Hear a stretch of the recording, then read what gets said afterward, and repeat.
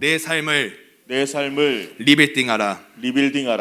오늘의 말씀은 내 삶을 리빌딩하라의 말씀의 제목을 함께 나누도록 하겠습니다. 어느 스승님이 제자 3명을 데리고 노루 사냥을 떠났다고 합니다. 노루 사냥을 하기 전에 첫 번째 제자에게 물었습니다. 너의 눈에는 무엇이 보이느냐? 첫 번째 제자가 대답하기를 화살과 노루와 주변의 경치가 보입니다. 이에 따른 이 대답을 들은 스승님은 너의 대답은 너는 안 되겠구나 라고 하십니다. 그리고 두 번째 제자에게 동일한 질문을 물으십니다. 너의 눈에는 무엇이 보이느냐? 두 번째 제자는 저는 노루와 주변의 나무들과 지평선이 보입니다. 스승님이 또 말하죠. 너도 아니다. 마지막 세 번째 제자에게 동일한 질문을 합니다. 너의 눈에는 무엇이 보이냐? 세 번째 제자가 대답하기를 저는 노루만 보입니다. 스승님이 대답하기를 네가 옳다 라는 대답을 했습니다. 여기서 보여주는 것은 무엇을 말하고 있을까요? 노루를 사냥을 나갔으면 저는 무엇에 포커스를 맞춰야죠? 노루에 포커스를 맞춰야 됩니다. 근데 많은 사람들이 노루 사냥을 하러 가서 주변의 경치가 오늘 너무 날씨가 아름답지 않습니까? 날씨 구경하고 그런 것이 아니라 노루를 사냥하러 갔으면 노루에 포커스를 맞춰야 되는 것이 포인트입니다. 저희가 헬스장을 가면은 헬스장 가서는 저희가 무엇에 포커스를 맞춰야죠?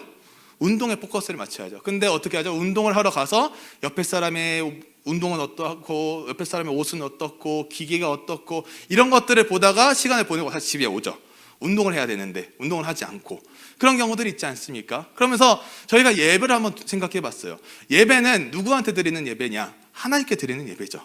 그러면 포커스는 누구한테 맞춰줘야 되냐? 하나님께 맞춰야 되는 것이 예배의 가장 큰 포인트입니다. 그런데 많은 사람들이 예배는 드리지만 예배의 포커스는 하나님께 드리는 것이 아닌 우리 주변에 너무나도 많은 것에 예배의 포커스를 맞추는 경우가 너무 많아요. 특히 이제 온라인으로 드리다 보면은 뭔가 하나가 좀 안 받고 그러면은 그게 굉장히 신경 쓰일 때가 많은데 우리가 이제 기억해야 될 것은 무엇이냐? 사회적 거리두기가 해지가 되었어요. 그러면서 이제 모든 것에 있어서 다 풀렸죠. 교회도 다 괜찮고 이제 식사도 해도 되고 막 여러 가지가 풀렸어요. 그러면 이제 무엇에 초점을 맞춰야 되냐? 이제는 다시 한번 하나님께 초점을 맞추는 시간이 우리 안에도 굉장히 필요하다는 것을 볼 수가 있습니다. 그래서 오늘 이 말씀을 통해서 저희가 기억해야 될 것은 이제 이러한 상황 가운데 우리가 우리의 중심을 잘 잡고 다시 우리의 삶을 리빌딩하는 귀한 시간으로 되기를 소망하는 마음으로 함께 말씀을 좀 전하도록 하겠습니다.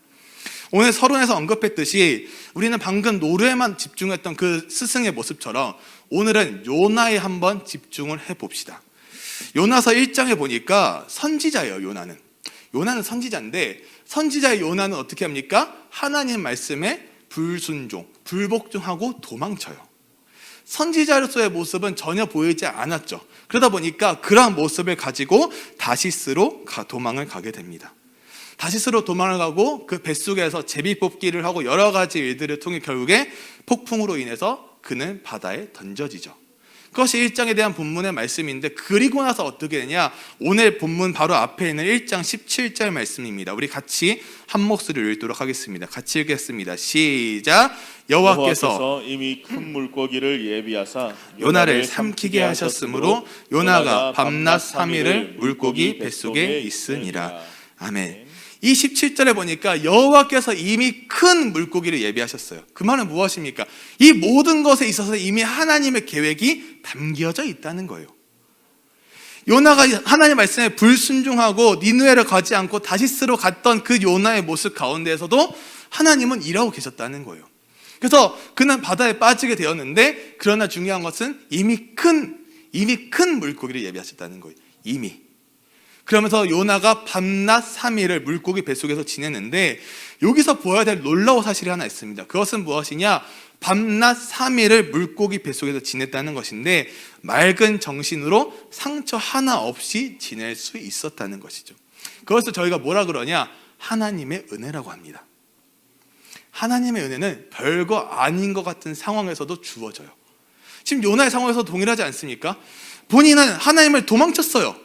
도망쳤던 사람이 큰 물고기 뱃속에 들어갔는데 그 안에서 정말 잘 지내고 다시 나올 수 있는 게 하나님의 은혜라는 거예요. 우리의 삶은 불평과 불만이 가득하지만 하나님은 그럼에도 동일한 은혜를 주시고 계시다는 것입니다. 하나님의 은혜는요, 이러한 고난 속에서도 어려움 속에서도 찾을 수 있어야 되는데, 하나의 질문을 좀 던져보겠습니다.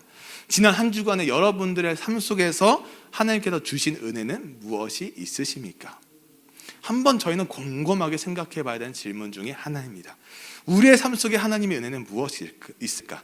정말 별것도 아니라고 생각했던 일이 하나님의 은혜인 것도 있어요.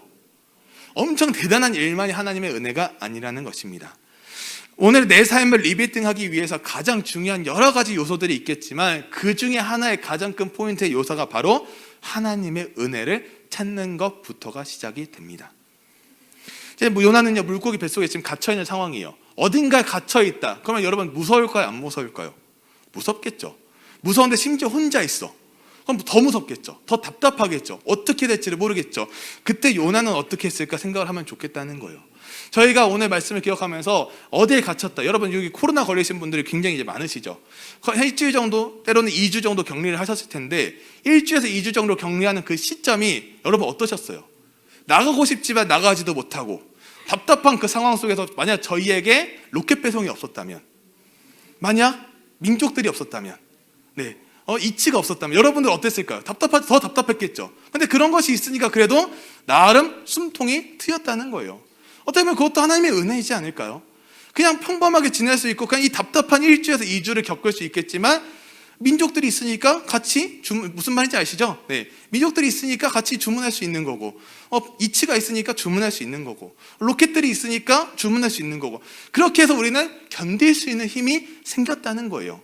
그러면서 우리는 리빌딩하라, 내 삶을 리빌딩하라, 이 말씀을 가지고 좀 세 가지를 제가 함께 나누려고 하는데, 첫 번째는 이겁니다. 한번 저를 따라해 보실까요? 내 삶을 리셋하라. 한 번 더 해볼까요? 내 삶을 리셋하라. 오늘 본문 말씀 1절입니다. 1절 같이 읽도록 하겠습니다. 시작. 요나가 물고기 뱃속에서 그의 하나님 여호와께 기도하여. 아멘.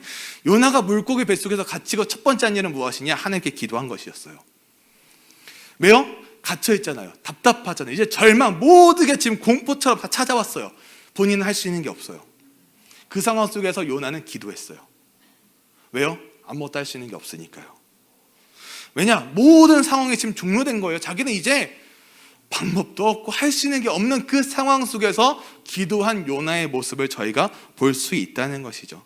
우리가 이러한 상황들을 우리 삶 가운데서 마주한다면, 절망적이고 답답하고 풀리지 않는 문제들에 갇혀있다고 생각했을 때 우리는 무엇을 합니까? 요나처럼 기도를 해야죠. 근데 기도하지 아니하고 우리는 무엇을 먼저 합니까? 불평, 불만, 짜증만 내세울 때가 굉장히 많아요. 여러분 짜증낼 때 더 짜증내면 어때요? 더 안 풀리죠. 짜증낼 때 옆에서 굉장히 차분한 사람이 릴렉스 하면서 뭔가 잘 풀어주면, 그럼 뭔가 내 마음이 한번 쫙 가다듬어지면서 다시 한번 리프레시 된 마음을 가지고 나갈 수 있다는 것이죠. 그런 것처럼 우리는 이러한 삶을 한번 리셋해보자는 것이죠. 그러면서 한번 신앙을 한번 생각해 봤습니다. 우리의 신앙에서는 무엇이 필요할까? 어떤 것이 리셋이 되어야 될까? 생각해 보니까 우리가 처음 만났던 그 예수님의 첫사랑을 한번 기억해 봅시다. 여러분의 예수님의 첫 번째 만났던 그 기쁨은 어떠하셨습니까? 어떤 분들은 원하지 않았어요. 만나고 싶지도 않았는데 만나주신 분들도 계실 거예요. 하나님께서 때로는 막 지금 요나처럼 막 도망치고 있는 상황인데 하나님께서 오셔서 만나주셨던 분들도 계실 거예요. 예기치 않게 찾아온 하나님의 사랑이 있으셨던 분들도 있을 거예요. 근데 그 예수님과의 첫 번째 첫사랑을 한번 우리는 회복해야 되는 것이 우리의 가장 큰 리셋의 포인트이라는 것입니다. 예수님을 만나서 그 눈물 쏟으며 고백했던 그 기쁨의 순간들, 이제는 이 코로나라는 상황을 직면했지만 점점점 정상화되고 있는 이 시점 속에서 우리의 삶에만 리셋이 되는 게 아니라 우리의 신앙도 리셋이 되어야 된다는 사실입니다. 이제는 다시 다지는 시간들이 필요합니다. 그러면서 저는요, 요나를 보니까 요나에게 뭐가 있었냐? 기도의 장소가 있었더라고요. 그 기도의 장소가 어디입니까? 물고기 뱃속이었어요. 아무도 없잖아요. 지금 갇혀있잖아요. 주변에 아무것도 없고 답이 없는 상황에서 요나에게는 기도의 장소가 바로 물고기 뱃속이었다는 것입니다. 즉 아무것도 없는 그곳에서 하나님과의 1:1 교제를 시작한 것이에요. 우리에게 필요한 것도 기도의 장소라는 거예요. 기도라는 것은 단순히 어떻게 하면 기도겠지 그런 게 아니라 내가 하나님과 독단적으로 1대1로 교제할 수 있는 곳이 어디일까? 때로는 차 안이 될 수도 있어요. 사무실이 될 수도 있고요. 집이 될 수도 있고요. 방이 될 수도 있고요. 어디가 될 수도 있어요. 그 장소는 정답이 없어요. 왜요? 요나도 정답이 없었거든요. 그것을 한번 우리 기억하면서 오늘 본문 말씀 7절 같이 함께 읽도록 하겠습니다. 오늘 본문 7절입니다. 시작. 내 영혼이 내 속에서 피곤할 때에 내가 여호와를 생각하였더니 내 기도가 주께 이르렀사오며 주의 성전에 미쳤나이다. 아멘. 그러면서 요나가 이 기도할 때 말하는 부분이 무엇이냐? 내 속에서 피곤할 때예요. 피곤할 때. 지금 요나는 어떤 게 피곤하냐? 육체적으로 물론 지쳤겠죠. 힘들었겠죠. 그런데 더 중요한 것은 육체도 힘들었지만 영적으로도 지친 상태가 지금 요나의 상태예요. 왜요? 왜 지쳤을까요? 이미 하나님께 도망친다는 그 순간부터가 요나는 지쳐있는 상태였어요. 지친이 모든 것을 놔버린 거거든요. 육체적으로만 탈진이 아니라 영적으로도 탈진에 빠지게 된 그 요나의 모습을 통해서 우리는 어떤 게 필요하냐? 이사야 40장 31절 말씀입니다. 같이 한 목소리 읽어보겠습니다. 시작. 오직 여호와를 앙망하는 자는 새 힘을 얻으리니 독수리가 날개치며 올라감 같을 것이요 다른 박질하여도 곤비하지 아니하겠고 걸어가도 피곤하지 아니하리로다. 아멘. 시편 23편 3절에 보니까 제가 읽겠습니다. 내 영혼을 소생시키시고 자기 이름을 위하여 의의 길로 인도하시는 도다. 이 두 개 구절을 한번 보니까 31절 말씀을 좀 띄워주시면 오직 여호와를 앙망하는 자예요. 지금 요나의 상황 속에서 무엇이 필요하냐? 기도가 필요했어요. 자연스럽게 기도를 했어요. 그러면서 우리의 영혼의 생기를 넘치게 하시는 분은 오직 하나님 한 분이라는 사실을 요나를 통해서 오늘 말씀을 들을 수가 있다는 것이죠. 그러면서 다시 살리게 하시는 분은 하나님이시고 하나님의 능력이고 하나님의 구원이 있다는 것이 오늘 말씀을 통해서 볼 수가 있다는 것입니다. 여러분, 컴퓨터가 뭔가 답답해요. 컴퓨터를 하는데 답답하고 뭔가 잘 안 돼요. 그러면 사람들이 무엇을 하죠? 컴퓨터를 바꾸는 사람들도 있겠지만 컴퓨터를 포맷을 합니다. 포맷을. 왜 포맷을 합니까? 한번 싹 미는 거예요. 그냥 안에 있는 프로그램 몇 개 지어가지고는 잘 안 될 수 있지만 그냥 한번 싹 지워버리면 다시 뭔가 빨라진 느낌이 들어요. 그럼 다시 하나씩 프로그램에 깔아야 되죠. 근데 많은 사람들이 그게 귀찮아요. 저도 그런 사람 중에 하나예요. 이 포맷을 한 번씩 해줘야 된다고 하는데 사실 포맷을 한 번 하면 다시 모든 프로그램들을 다 깔아야 되니까 귀찮은 게 있거든요. 근데 한 번 하고 나면 어떻습니까? 마음이 시원해요. 귀찮지만 시원하다는 거예요. 즉 우리의 삶을 리셋한다는 것은 때로는 귀찮은 일일 수도 있어요. 그러나 중요한 것은 그 귀찮은 그 리셋을 하기 시작하면 우리가 경험하지 못했던 하나님의 은혜를, 하나님의 구원을 경험하게 된다는 것입니다. 그것이 바로 첫 번째 우리의 삶을 리셋하는 것이고, 두 번째는 이것입니다. 한번 저를 따라해 볼까요? 하나님 앞에 바른 삶을 설정하자. 바른 삶을 설정하자. 오늘 본문 말씀 4절 말씀인데 같이 한 목소리 읽겠습니다. 시작. 내가 말하기를 내가 주의 목전에서 쫓겨났을지라도 다시 주의 성전을 바라보겠다 하였나이다. 아멘. 요나는 첫 번째 한 것이 무엇입니까? 기도하면서 회개 기도를 올려드렸어요. 내가 말하기를 내가 주의 목전에서 쫓겨났을지라도, 본인도 알아요. 쫓겨났다는 것을. 그러면서 다시 주의 성전을 바라보겠다. 내가 쫓겨나서 이제 한번 회개하고 다시 바른 삶을 설정하겠다고 스스로, 요나 스스로가 고백을 하는 것입니다. 근데 여기서의 포인트는 무엇입니까? 누구에게 그 바른 삶을 설정하냐는 것이에요. 하나님이죠. 그거는 정답이에요. 그거는 우리가 찾을 수 없는 게 아니라 찾을 수 딱 있는 거예요. 하나님이 그 딱 한 분 정답이신데, 그러면서 주의 목전을 한번 보면은 주의 목전은 무슨 말이냐? 하나님의 돌보심과 보호하심이에요. 하나님의 돌보심과 그 보호하심 아래에 있던 요나가 그 삶에서 쫓겨났다는 거예요. 즉 주의 목전을 히브리어로 보니까 민네게드 에네카라는 히브리어를 쓰는데, 이걸 그대로 직역을 하면은 당신의 눈앞에서예요. 즉 하나님의 눈앞에서 요나는 추방당한 거예요. 추방당한 그 요나를 보면서 요나는 하나님의 그 보고 계신 그 상황 속에서 추방을 당했고 다시 하나님을 바라보겠노라 고백한다는 것이죠. 그럼 여기서 한번 생각해 봐야 될 것은요, 과연 하나님은 요나를 선지자직에서 박탈시킨 걸까요? 아닌 걸까요? 정답은 아닙니다. 즉 무슨 말이냐? 하나님께서는요, 요나와의 관계를 끊어버리기 위해서 요나를 주의 목전에서 쫓겨나게 하신 것이 아니라 단지 요나를 징계하고 다시 바른 길로 인도하기 위해서 그와 같은 일을 행하신 거예요. 그게 하나님과 요나의 관계예요. 우리는 어떻게 생각하니까? 하나님의 생각을 다 모르니까 주의 목전에서 쫓겨났다? 아, 하나님 날 버렸네. 그럼 나 떠날 거야 라고 하지만 요나는 그 상황 속에서 다시 하나님을 찾았다는 것이 중요한 포인트입니다. 우리의 삶을 리셋했죠? 그러면 그 다음에 필요한 것이 바로 하나님 앞에서 나의 삶의 바른 삶을 설정한다는 것이 포인트입니다. 오늘 본문 말씀 5절과 6절을 보면은 제가 5절, 여러분들이 6절 읽겠습니다. 물이 나를 영혼까지 둘러싸으며 기품이 나를 애워싸고 바다 풀이 내 머리를 감쌌나이다. 내가 산의 뿌리까지 내려갔사오며 땅이 그 빗장으로 나를 오래도록 막았사오나 나의 하나님 여호와여 주께서 내 생명을 구덩이에서 건지셨나이다. 아멘.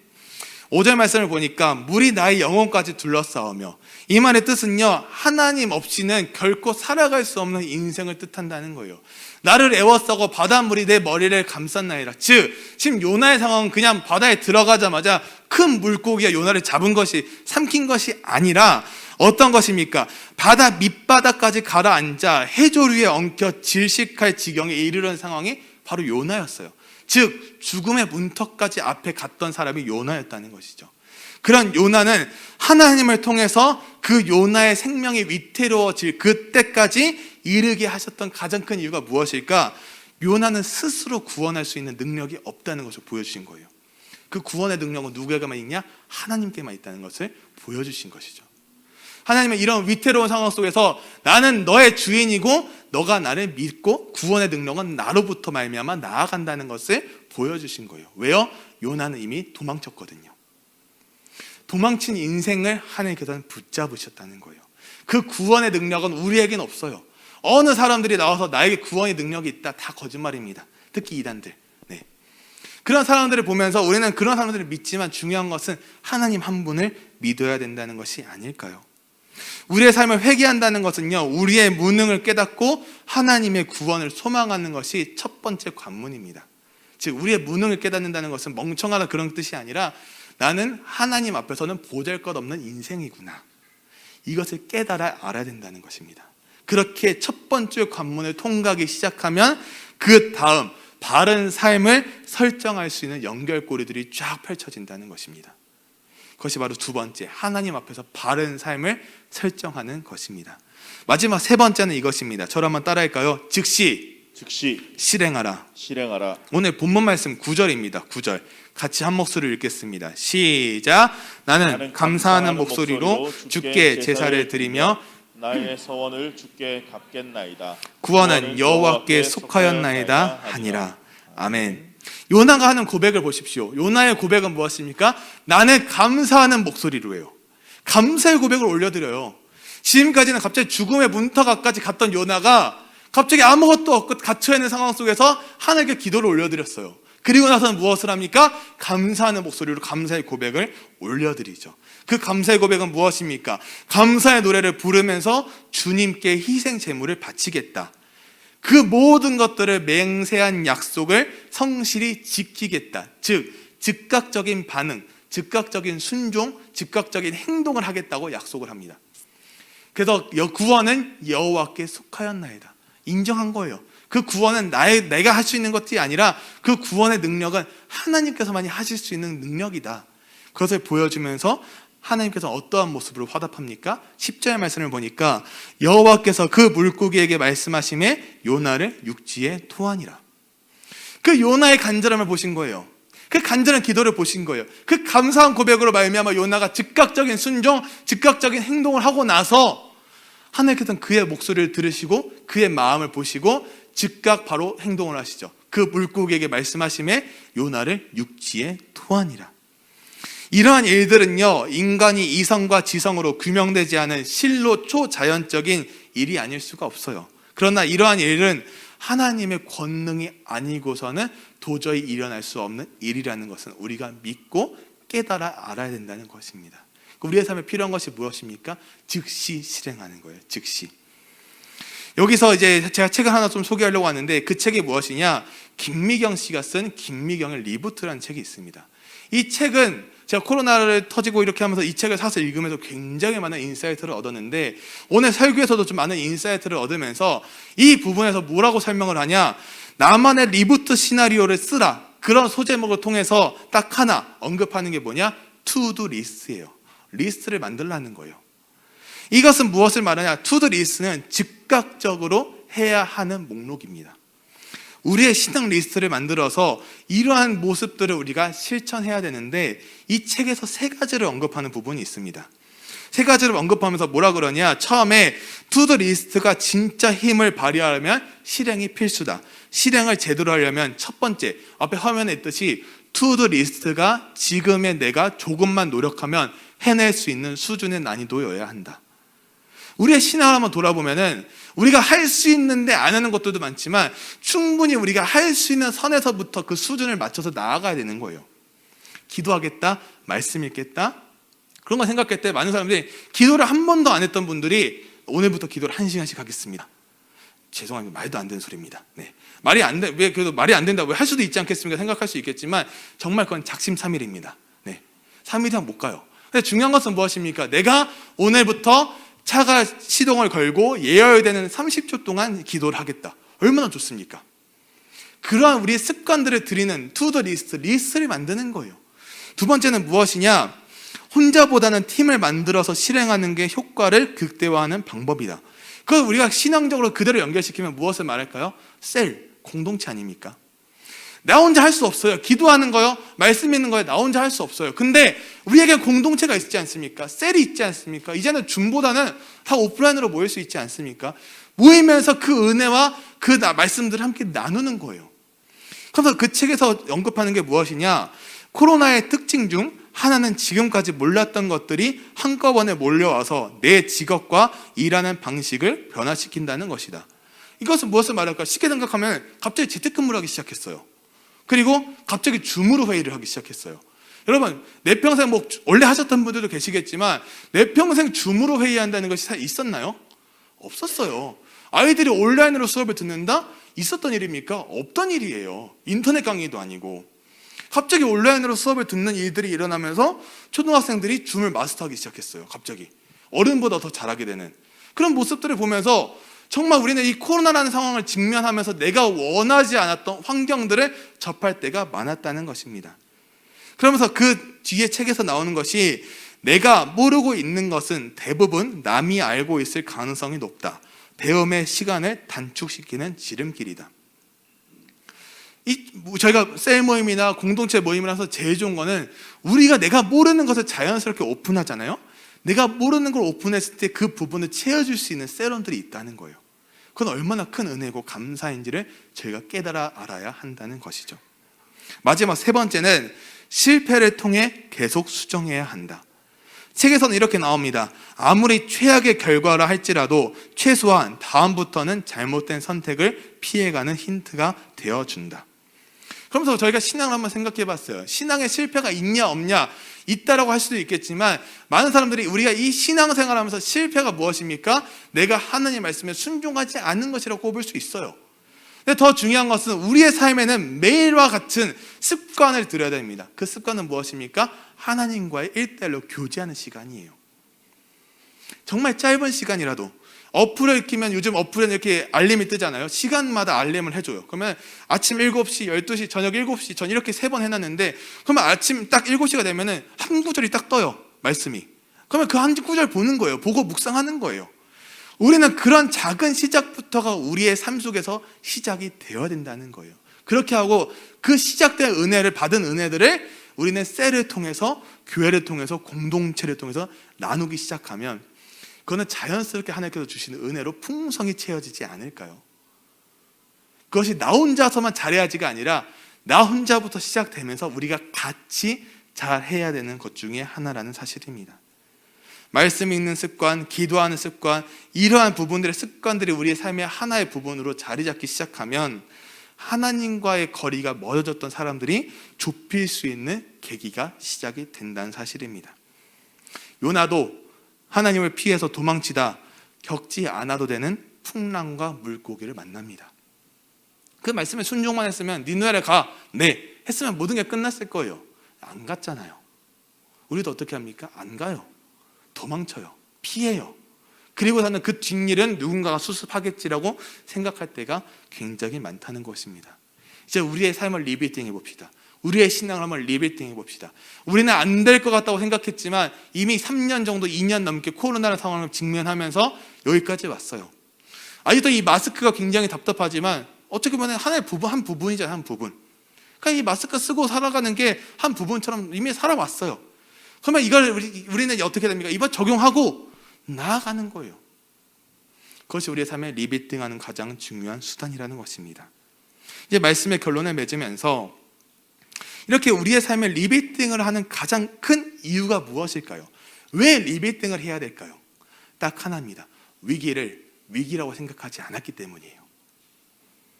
모든 것이 리셋되고 아무것도 아닌 나를 발견하고 보잘것없는 우리의 삶에 찾아오신 그 하나님을 우리의 입술로 고백하면서 나아가는 것, 어떻게 보면 마치 당연하다고 생각했는데 눈앞에 찾아온 위기를 생각하지도 못하고 다른 곳에 시선을 돌리며 살아가지 않았나 한번 생각해 봅시다. 우리가 겪는 위기는 무엇입니까? 신앙의 위기는 무엇입니까? 언제부터인가 말씀을 듣는데 아멘이라 화답되지가 않아요. 아무리 하나님의 말씀을 듣는데 눈물이 나지가 않아요. 아무리 하나님의 말씀을 듣고 찬양을 하는데 나는 그냥 가만히 있어요. 무감각해지는 현상들이 발생하고 있지는 않으십니까? 우리는 한번 이런 삶을, 이 위기를 한번 심각하게 고민해 봐야 돼요. 왜 하나님의 말씀에 난 반응하지 않고 있을까? 코로나는 이유로요? 코로나는 언제 끝날지 몰라요. 사회적 거리가 해제된 거지 코로나는 끝난 게 아니거든요. 우리는 이 상황을 직면해야 되지 않을까요? 그래서 우리는요 이제 이런 고백을 해야 됩니다. 하나님의 말씀에 반응하게 하여 주시옵소서. 찬양할 때 우리의 입술을 열어 두 손이 올라가게 하여 주시옵소서. 요나가 물고기 뱃속에서 올려드린 그 기도의 고백처럼 우리의 이 삐뚤어진 삶을 회개하고 하나님 앞에 바른 삶을 설정하고 더욱 성숙한 신앙인으로 성장케 하여 주시옵소서. 이것이 우리의 고백이 되어야 되지 않을까요? 이 말씀을 준비하면서 너무 마음이 힘들었어요. 사실은 저의 삶을 돌아봤거든요. 나는 코로나 기간 때 뭐 했을까? 시간이 오히려 더 많았을 수도 있어요. 근데 한 게 없더라고요. 뭔가 한 거가 많은 것 같은데 한 게 없더라고요. 나의 삶을 막 돌아보면서 어떻게든 해야지겠다 생각은 했는데 이 신앙적인 면에서는 한 게 없더라고요. 이제 다시 리셋하고 되돌아가 봅시다. 리빌딩 해봅시다. 삶 리빌딩 해야죠. 모든 게 지금 모든 사람들이 영적으로 육적으로 다 지쳐 있어요. 그건 누구나 아는 사실입니다. 그러면 누군가에게 우리가 위로의 손길을 기대하는 것이 아니라 이럴 때 하나님을 더 바라보고 하나님께 모든 것을 맡기고, 그러면서 제일 중요한 것은 무엇입니까? 우리에게 이 리빌딩하면서 제일 필요한 것은요 시간과 노력이에요. 기도요 30초 여러분 짧을 것 같죠? 누군가에게 엄청 길어요. 여러분 식사 기도 몇 초 하십니까? 3초. 그렇지 않습니까? 하나님 잘 먹겠습니다. 아멘. 그렇지 않습니까? 30초 기간 엄청 길어요. 말씀 한 장 있는데 금방 걸릴 것 같죠? 엄청 오래 걸립니다. 해보지 않았기 때문에요. 한번 해보자는 거예요. 예수님은요 우리를 딱 하나 기억해야 될 것은 무엇이냐? 예수님은 이 땅에 오실 때 모든 것을 다 버려두고 오셨어요. 누구를 위해? 우리 자신을 위해. 이 땅에 오신 그 예수 그리스도를 생각하면서 저는 마지막으로 하나 딱 질문을 드리고 싶어요. 여러분은 리빌딩 하기 위해서 무엇을 버리고 무엇을 포기하시겠습니까? 머릿속에 드는 것들이 있잖아요. 이건 좀 안 될 것 같은데 죄송합니다. 그걸 버리시면 돼요.